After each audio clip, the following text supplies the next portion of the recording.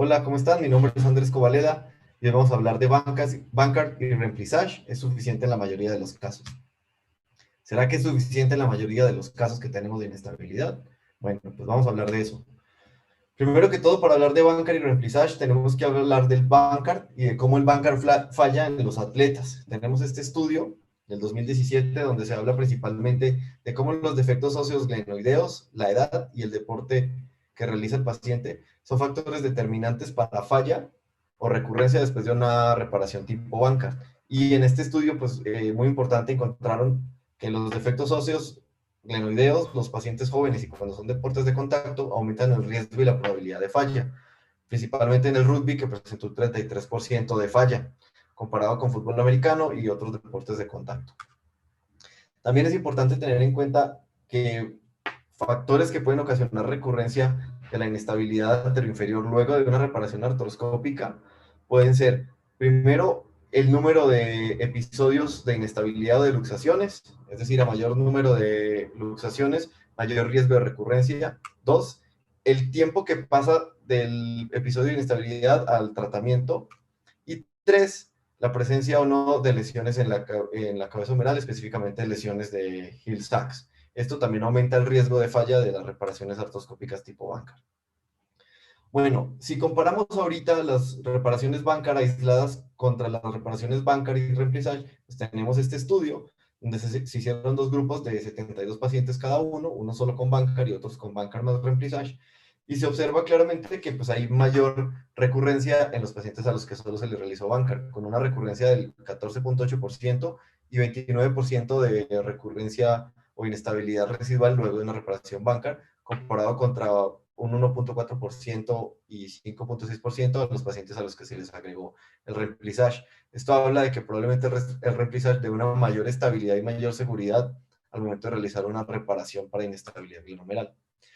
¿Qué pasa con los deportes de colisión? Bueno, los deportes de colisión pues obviamente ocasionan una contusión directa sobre el hombro, también aumenta el riesgo de caída sobre el hombro, son pacientes grandes con un índice de masa corporal mayor, con un alto umbral al dolor y por lo general la gran mayoría de las causas de luxación son por tacleo.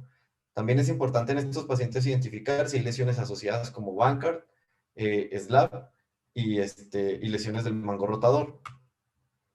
Ahora, ¿qué pasa en los pacientes que tienen inestabilidad con un Hill-Sachs que se engancha o con un Hill-Sachs off track? Bueno, aquí se hizo una comparación en los pacientes a los que se trataron con Bancard y solo Bancard más Remplissage. Y es un estudio muy interesante porque se encontró primero que de los pacientes que estaban con lesiones Hill-Sachs off track, al 35 se les hizo Bancard y a 37 se les hizo Bancard más Remplissage. A los de banca, pues tuvieron menor pérdida de la rotación externa, pero una recurrencia elevada, 26%, mientras que los pacientes que se les realizó Remplissage perdieron un poco de mayor rotación externa, 8 grados, pero 5% de recurrencia. Esto habla de la capacidad del Hill-Sachs de mantener la cabeza humeral en su sitio. Ahora, desde el punto de vista biomecánico, cómo se comporta el Hill-Sachs? Bueno, el Hill-Sachs lo que hace es que acerca la cabeza glenoidea al borde del húmero, y esto ocasiona inestabilidad y que se luxe la articulación. Entonces, estas pérdidas óseas glenoideas sumadas a una lesión de Hill-Sachs aumentan el riesgo de inestabilidad y hacen más insegura la articulación.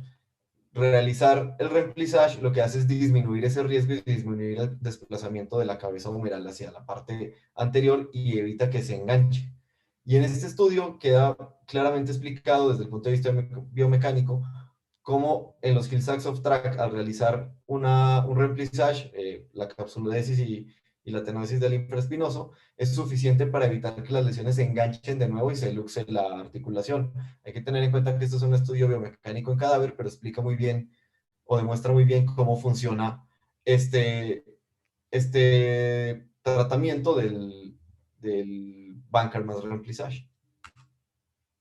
Ahora, para poder hablar de en qué paciente se puede utilizar, es muy importante también tener en cuenta varios factores. Es algo multifactorial y hay que identificar la edad del paciente, las lesiones óseas glenoideas y las lesiones óseas humorales, que es lo que hemos venido mostrando hasta el momento. Y tenemos este estudio, este artículo del año pasado, donde en vez de utilizar el ISIS score, es una modificación del ISIS score, donde se tienen en cuenta los mismos parámetros, pero en vez de utilizar rayos X para identificar defectos humerales, utilizamos una tomografía en reconstrucción tridimensional. Esa tomografía nos permite decidir si la lesión es on track o off track. Y esto, de cierta manera, disminuye la tendencia o la inclinación hacia realizar más procedimientos de tipo abierto como la target y se inclina más hacia el bancar y el remplissage. Entonces, es un estudio para tener en cuenta y para analizar al momento que vamos a estudiar a nuestro paciente. ¿Qué pasa con los defectos glenoideos? Hay que recordar la pérdida ósea crítica o el punto crítico de pérdida ósea glenoidea, que ha ido disminuyendo con el tiempo.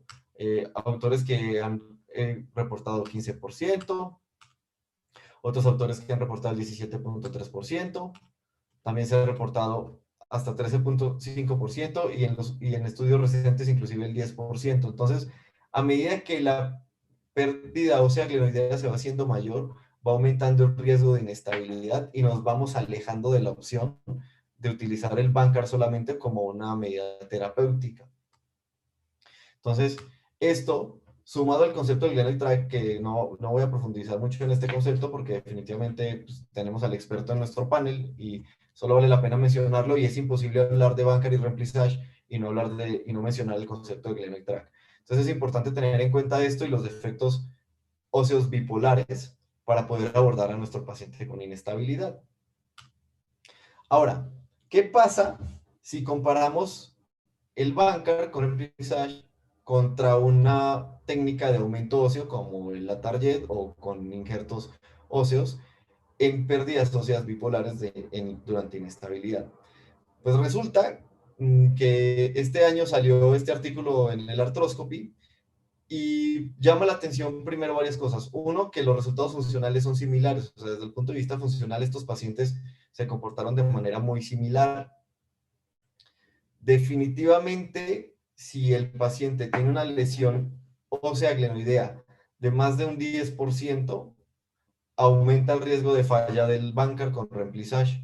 Entonces, lo que les comentaba, a menor tamaño de la lesión ósea glenoidea, mayor será la capacidad de que funcione el bancar y menor el riesgo de inestabilidad recurrente o de reluxación.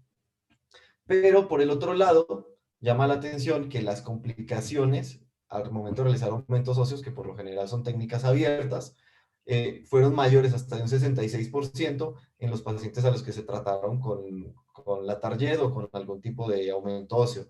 Entonces, es importante tener en cuenta que estas complicaciones, la gran mayoría, son relacionadas con lesiones nerviosas irreversibles.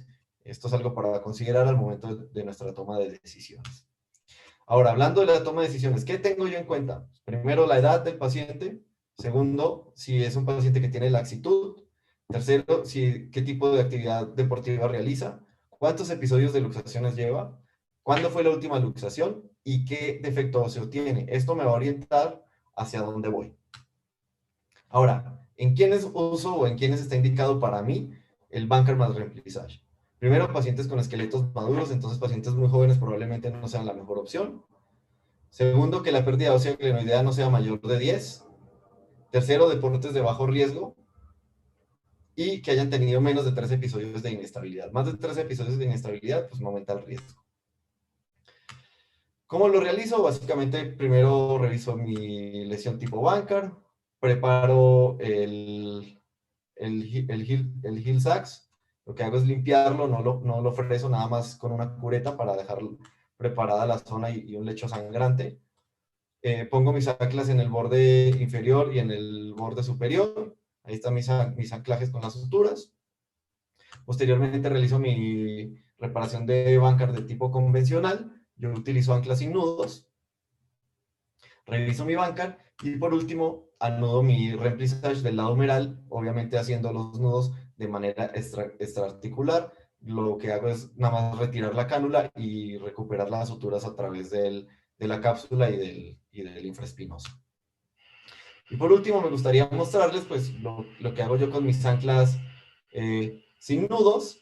Ellas nos permiten pues, realizar una adecuada tensión, tomar una cantidad de tejido adecuada y permite que tensemos y retensemos el tejido al momento de colocar el ancla sin tener que retirar el ancla o sin tener que hacer ningún cambio, simplemente al pasar el ancla y retensar se acerca el tejido y posteriormente solo se cierra el ancla y ya quedamos sin nudos y quedamos sin nudos del lado articular.